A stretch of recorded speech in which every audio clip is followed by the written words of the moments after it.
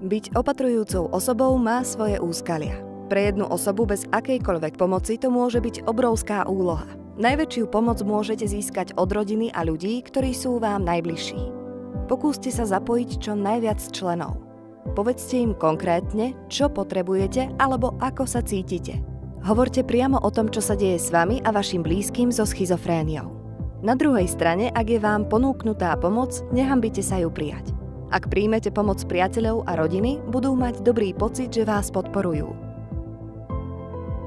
Je dobré zorganizovať tím s dobre definovanými povinnosťami a zodpovednosťami. Získate tak viac času pre seba a zapojenie členov posilní rodinné puto. Pri delegovaní úloh však buďte pripravení vzdať sa určitej kontroly. Užitočné bude, ak sa pridáte k podpornej skupine, kde stretnete ďalších ľudí, ktorí majú skúsenosti so zvládaním podobných situácií.